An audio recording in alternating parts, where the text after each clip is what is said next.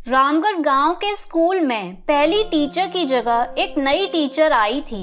सभी बच्चे अपनी पहली टीचर सुमन को बहुत पसंद करते थे।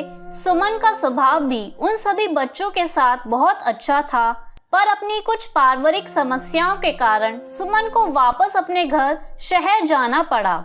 नई टीचर का पहला दिन था। सभी बच्चे लाइन लगाकर खड़े थे।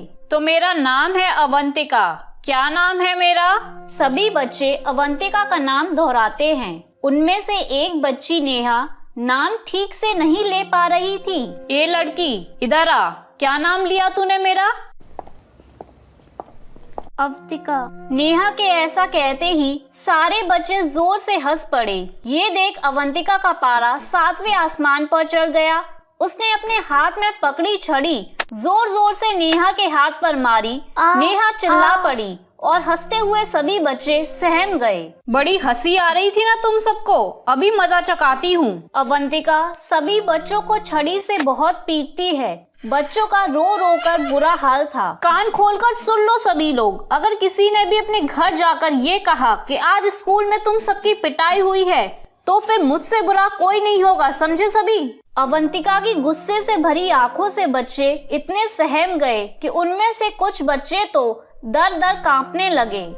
गरीब मासूम बच्चे अवंतिका से डर गए थे। घर जाकर किसी भी बच्चे ने स्कूल में पिटाई की बात अपने घर वालों को नहीं बताई। ऐसे ही कुछ दिन बीते और फिर एक दिन। कान खोलकर सुन लो तुम सब, कल तक 50-50 रुपए स्कूल लेकर आना। जो नहीं लाया फिर उसकी हालत क्या होगी तुम्हें उसी समय पता चल जाएगा। चोरी करो, कहीं डाका डालो, पर मुझे कल तक पैसे चाहिए। बेचारे गरीब बच्चे जिनके माता पिता मजदूरी करते थे, किसी न किसी तरह रुपए लेकर अगले दिन स्कूल पहुंचते हैं। पर नेहा बहुत गरीब थी। उसके पिता नहीं थे। उसकी माँ झाड़ू पोछा का काम करती थी। माँ बीमार थी। नेहा पैसे नहीं मांग पाई और बिना पैसों के स्कूल पहुंची। ए लड़की, कहाँ है तेरे पैसे? तुझे बोला था ना कल कि आज पैसे लेकर आना, तो पैसे क्यों नहीं लाई? टीचर जी, वो मेरी माँ की तबीयत खराब है और घर में पैसे भी नहीं थे। माँ काम पर भी नहीं गई। मैंने माँ को बोला था, पर माँ ने कहा कि वो आज नहीं दे सकती, 1-2 दिन बाद दे देगी। मैं आपको 1-2 दिन तक दे दूंगी टीचर जी। चल फिर ठीक है, जब तक तू मुझे पैसे लाकर नहीं देती, तू पूरे दिन धूप में खड़ी रहेगी। चल जा, वहाँ जाकर धूप में खड़ी हो जा। बेचारी नेहा उदास मन से धूप में जाकर खड़ी हो जाती है। गरीब बच्ची को धूप में खड़ा देख रामू चपरासी को दया आ जाती है और वो अवंतिका के पास जाकर कहता है, मैडम जी, छोटी बच्ची है, माफ कर दो ना, बेचारी गरीब है। तुझे बड़ा तरस आ रहा है? करूँ तेरे खिलाफ शिकायत? अभी तेरे को स्कूल से निकाल देंगे। बोल दूंगी तू ठीक से काम नहीं करता, स्कूल के बच्चों पर अत्याचार करता है। बोल मुखिया जी से जाकर बोल दूं? क्योंकि तू ठहरा अंगूठा टेक अनपढ़, तेरी बात कोई नहीं मानेगा, पर मैं हूँ पढ़ी लिखी, मेरी बात यहाँ सब मानेंगे। चल जा अब यहाँ से और मेरे लिए गरम गरम चाय लेकर आ। बेचारा गरीब चपरासी भी उस टीचर अवंतिका के खिलाफ कुछ नहीं कर सकता था। चपरासी रामू जानता था कि अवंतिका बहुत चालाक है, वो उसके ऊपर कोई भी गलत आरोप लगा सकती है। इसलिए वो चुप हो जाता है और बच्चों पर हो रहे अत्याचार देखता रहता है। नेहा धूप में खड़ी रही। गर्मी का मौसम था। नेहा की तबीयत बहुत खराब हो जाती है। उसे तेज बुखार आ जाता है। वो स्कूल नहीं आती। ये बुखार की गोली है, समय पर देनी है। गर्मी का बुखार है, समय समय पर पानी पिलाना है। बच्ची को प्यासा नहीं रहने देना, ठीक है? और कोई चिंता की बात नहीं है। नेहा बेटी बहुत जल्द ठीक हो जाएगी। ठीक है बेटी। 2-3 दिन बाद जब नेहा की तबीयत ठीक हो जाती है तो वो स्कूल पहुंचती है। 50 रुपए उसके हाथ में ही थे, क्योंकि वो जानती थी अगर वो पैसे नहीं ले गई तो टीचर उसको बहुत मारेगी और सजा देगी। अवंतिका जी, घड़ों का इंतजाम मैंने कर दिया है। यहाँ पर 2 घड़े पानी के लिए रखवा दिए हैं। मुरारी, इनमें ठंडा पानी भर दो ताकि अवंतिका जी को गर्मी में पढ़ाने में कोई दिक्कत ना आए। और एक घड़ा बच्चों के लिए भी रख दो स्कूल में बच्चों को भी तो प्यास और गर्मी लगती है ना। शुक्रिया मुखिया जी, गर्मी में सचमुच बहुत प्यास लगती थी। बार बार कुएं से पानी भरवाना पड़ता था और फिर बच्चे भी छोटे हैं, उन्हें भी बहुत प्यास लगती है। आपने ये ठीक किया। और कोई काम हो तो आप मुरारी से कहलवा दीजिएगा। आखिर आप हमारे गांव के गरीब बच्चों को स्कूल में पढ़ा रही हैं, हमारे गांव के लिए इतना कर रही हैं, तो हमारा भी कुछ फर्ज बनता है। आपको हमारे गांव के गरीब बच्चों को पढ़ाने के लिए भेजा गया है, ये बहुत बड़ी बात है।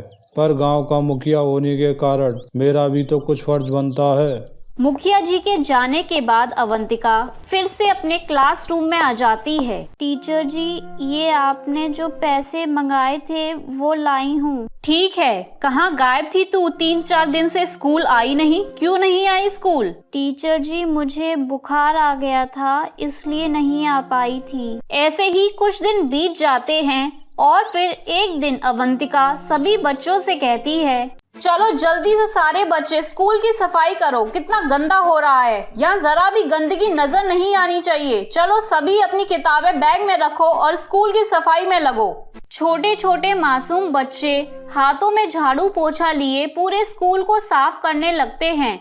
जिन हाथों में किताबें होनी चाहिए उन हाथों में झाड़ू पोछा था, और ये सब दुष्ट टीचर अवंतिका के कारण था। अवंतिका आराम से अपनी कुर्सी पर बैठी फल फ्रूट खा रही थी और बच्चे साफ सफाई कर रहे थे।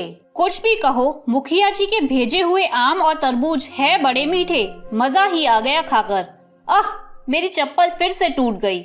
इधर आओ तुम सब में से किसका बाप मोची है? टीचर जी, मेरे बापू जूता पॉलिश करते हैं। अच्छा, ये तो बहुत बढ़िया बात है। ये हुई ना अच्छे बच्चों वाली बात। चल अब ये मेरी चप्पल आज अपने घर ले जा और अपने बापू से जुड़वा लाना। ले हाथ आगे कर। तू भी क्या याद रखेगा कि टीचर जी ने तुझे तरबूज खाने को दिया था? ले पकड़। टीचर, ये आपके मुंह का झूठा है, मुझे नहीं खाना। क्या कहा? नहीं खाना? मैं झूठा खिला रही हूँ? अरे तुझ जैसे भिखारी गरीब के बच्चे को एक तो मैं दे रही हूँ, ऊपर से मुझे नखरे दिखा रहा है। अब तो तू पिटेगा, इतना पिटेगा कि हमेशा याद रखेगा। अवंतिका ने झाड़ू उठाई और जोर जोर से बच्चे को पीटना शुरू कर दिया। बच्चा रोता रहा, चिल्लाता रहा, पर अवंतिका ने उसकी दर्द भरी चीखें ना सुनी। बच्चा दर्द से करा रहा था। तभी वहाँ रामू चपरासी आता है और कहता है, गलती हो गई, छोड़ दो टीचर जी, माफ कर दो। किसी तरह रामू चपरासी उस बच्चे को अवंतिका से छुड़वा लेता है। अब रामू बहुत परेशान हो चुका था। अवंतिका ने हद पार कर दी थी। उसे समझ नहीं आ रहा था कि वो किस तरह से अवंतिका की सच्चाई मुखिया जी और गांव के सभी लोगों को बताए। बच्चे भी बहुत डरे हुए थे। और फिर एक सुबह, अरे आज दूसरे घड़े में तो पानी ही नहीं, बहुत प्यास लग रही है। हम वो दूसरे घड़े में देखते हैं, शायद उसमें पानी हो। दोनों बच्चियां दूसरे घड़े से पानी लेने जाने लगती हैं, पर जैसे ही नेहा घड़े को हाथ लगाती है, अचानक से अवंतिका वहां आ जाती है और नेहा को बुरी तरह पीटने लगती है। नहीं नहीं नहीं टीचर जी, मुझे मत मारो टीचर जी, मुझे छोड़ दो टीचर जी, मुझे बहुत दर्द हो रहा है टीचर जी, मुझे छोड़ दो टीचर जी। मुझसे बिना पूछे गरीब भिखारन अछूतन घड़े को हाथ लगाती है, आज तो तेरी खैर नहीं। तभी रामू के साथ गांव के मुखिया जी और बाकी गांव वाले भी आ जाते हैं, जिसमें नेहा की माँ भी होती है। छोड़ो उस लड़की को, छोड़ो उसे। मुखिया जी आप, अरे मैं तो। तभी नेहा की माँ अवंतिका को जोरदार थप्पड़ मारती है। नेहा अपनी माँ से लिपटकर रोने लगती है। माँ ये टीचर बहुत गंदी है, हमें बहुत मारती है माँ, मेरी बच्ची। मुरारी, इंस्पेक्टर साहब को फोन लगा, इस टीचर को कड़ी से कड़ी सजा होगी। माफ कर दीजिए मुखिया जी, आइंदा ऐसा नहीं करूँगी। मुखिया जी, कब से सोच रहा था कि इस क्रूर अत्याचारी टीचर की शिकायत करूं। पता नहीं भगवान ने मुझे कहां से इतनी हिम्मत दे दी, और मैंने कल रात आपको सब सच सच बता दिया। आपकी आंखों के सामने गुनहगार है मुखिया जी। इन गरीब मासूम बच्चों पर बहुत अत्याचार हुए हैं। ये कहते हुए रामू रो पड़ता है। आज उसने हिम्मत की और गांव के गरीब बच्चों को एक दुष्ट अत्याचारी टीचर से मुक्ति दिला दी।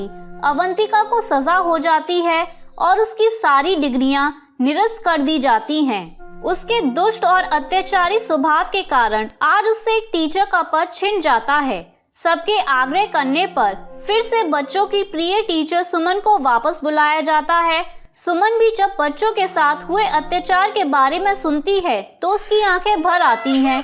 मासूम बच्चे बहुत खुश थे क्योंकि उन्हें उनकी प्यारी टीचर फिर से मिल गई थी। तो मेरे प्यारे दोस्तों, कैसी लगी आपको मेरी ये कहानी? मुझे कमेंट करके ज़रूर बताएं और इसे अपने दोस्तों के साथ शेयर करें। और हाँ दोस्तों, अगर आपने अब तक मेरे चैनल को सब्सक्राइब नहीं किया है तो जल्दी से नीचे वाला काला बटन दबाकर सब्सक्राइब कर लें। तो मिलती हूँ मैं आप सभी से फिर एक नई कहानी के साथ। तब तक के लिए आप अपना ध्यान रखें। बाय बाय दोस्तों।